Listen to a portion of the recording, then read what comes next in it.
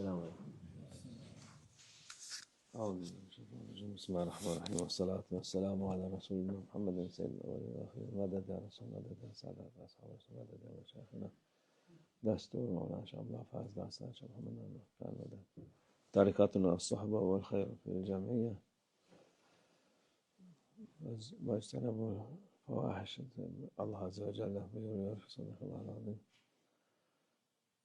Günahlardan elinizden geldiği kadar uzak durun diyor.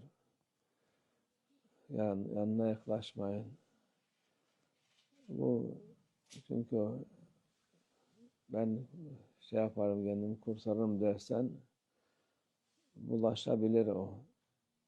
Onu insanlara imtihan olarak Allah Azze ve Celle yapıyor emriyle. Ondan uzak duran Allah'ın sevgili kullarından olur. O günahlara bulaşan daha istiğfar etmezse daha günahlara daha fazla bulaşır. Alışkanlık olur. Onu bırakamaz. Şimdi ahir zamanda olduğumuz için bu kötülükler çok fazla çoğaldı. Çok kötü oldu yani. Eskiden İslam olmayanlarda bu çok olurdu. Bu her türlü kötülük onlarda olurdu. Şimdi her tarafta, dünyanın her tarafında Müslüman olmayan günahları normal sayıp onları yapıyorlar. Onu yaptıkça da batıyor. Asıl bataklıkta olan insan kurtaramazsa bu da aynı şekilde. Onun için bataklığa yanına yaklaşmadan kaçacaksın. Ona düşersen, ayağın batarsa hemen çek, tövbe istiğfar et. Ondan sonra Allah affeder. Yok, daha beter yaparsan ne kadar bulaşırsan o kadar batarsın.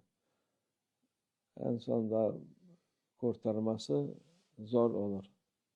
Onun için daimi günah işlese bile insan, günahkar insan, Allah insanları günah işleyip o da affetsin diye yaratmış. Ama affetmek aklına gelmeyen insanlar, affedilmeyeceğim diye insanlar o şeye devam ederse o vakit